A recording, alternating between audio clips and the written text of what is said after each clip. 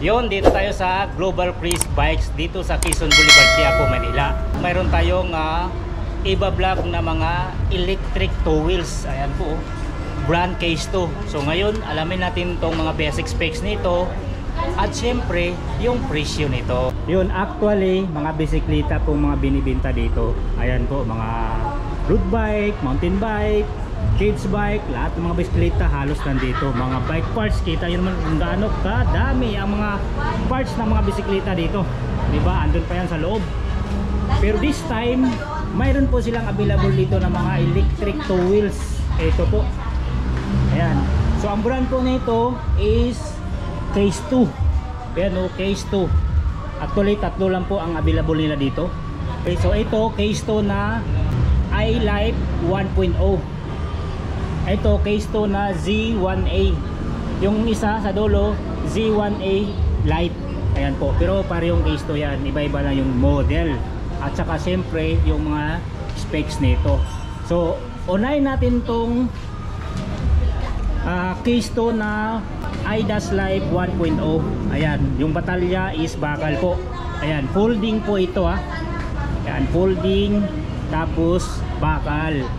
So presyuhan natin dito 15,000 pesos.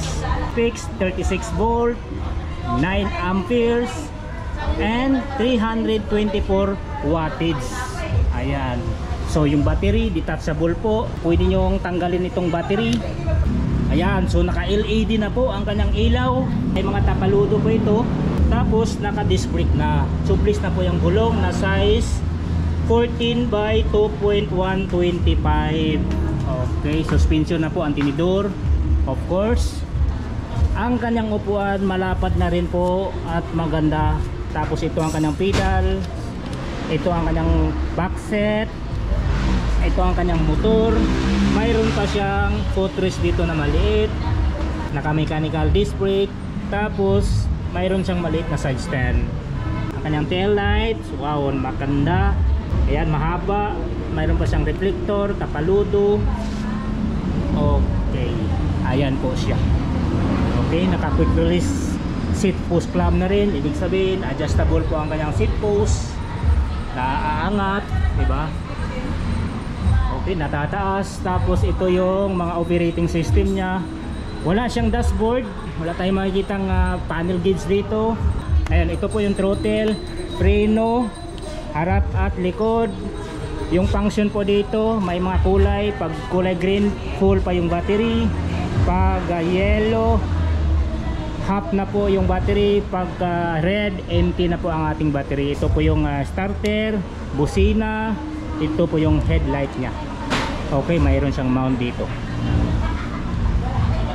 Tapos na-adjust pa rin ang kanyang handlebar. Folding talaga siya, pero electric lang po. Yan, sa halagang 15,000 pesos. Okay, dumako tayo sa isa pa nilang folding. Itong Z1A. Yan, sulan natin konti, no? Ayan po siya, Ito naman, bakal din po ang batalya niya. Pero naka-suspension po, Ayan, suspension. Ito, ayan, nasa likod, suspension. Kabilaan po yan. May suspension. Ayan, okay. So, pinagkaiba, wala itong suspension. Hindi siya naka-suspension. Okay, so, presyo, 16,000 pesos. Yung specs, 36 volt, 9 ampere, 324 watts. So same lang po dito. Ang pinagkaiba lang talaga nila is yung suspension. So same lang din. Natatanggal o detachable yung battery, na-adjust yung seat post. Diba? Mayroon siyang side stand, naka-disc brake, mayroon siyang footrest, na-adjust pa rin yung handlebar. Tapos ito ang kanyang throttle, preno, kabilaan. Ito po ang kanyang indicator sa battery. Pag green, full battery. Tapos pag red, empty. Tapos itong red nito, yan, button start. Ito busina, tapos ito ay ilaw. Alright, so same lang. Mayroon siyang angkasan, mayroon siyang side stand, mayroong footrest. Ayan, so ang pinagkaiba lang talaga nila is yung suspension. Kaya mataasan ng konti ng 1,000 pesos. Okay, next natin tong medyo mataas na ng konti. Ayan, presyo dito 18,000 pesos. Yung specs 36 volts, 9 ampere, 324 watts. So same lang yung specs nila, yung battery at saka yung wattage, yung volts, yan pareho lang po. Okay, pareho lang din yung takbo nila. 25 kilometers yung layo, yung kaya niyang takbuhin. Naka-LED din yung mga ilaw. So dito naman sa Keystone na Z1A Lite is alloy na po ang batalya. Hindi katulad nitong dalawa, bakal pa. So dito, ayan po, alloy na po, ayan, no. Makapal po ang hinang, kitang-kita. Di ba? Okay.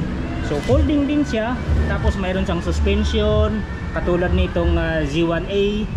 Ayan, natatanggal pa rin yung battery, detachable, mayroon siyang angkasan, footrest. Ayan, tapos na-adjust yung seat post, handlebar, ganon din yung gulong, 14 inch by 2.125, tubeless, naka disc brake, naka coil spring yung tinidor. Ito yung preno, kabilaan po yan. So dito tayo sa kanyang panel gauge. Mayroon siyang panel gauge dito, pero ang makikita natin dito is yung health lang ng battery. Makikita mo kung ilang level na yung battery mo. Tapos ito yung susian, dito busina at saka ilaw. Tapos siyempre ito yung throttle. Okay, so same lang din yung mga upuan. Ito detachable, suspension. Yan, mayroon siyang footrest, side stand. Yan, so presyo dito is 18,000 pesos sa alloy na naka-suspension. Tapos makikita natin yung battery health. Ito 16,000 pesos dahil bakal pa siya, pero naka-suspension. Dito mas mura, 15,000 pesos dahil wala siyang suspension, maliban lang sa tinidor at saka bakal ang kanyang frame. Ayan, so kung mayroon kayong nagustuhan dito sa tatlong two wheels na e-bikes dito sa Global Cruise Bikes, maaari kayong sumadya dito sa kanilang shop dito sa Quezon Boulevard, Quiapo, Manila. So hanggang dito na lang, kung else only bike. Thank you for watching.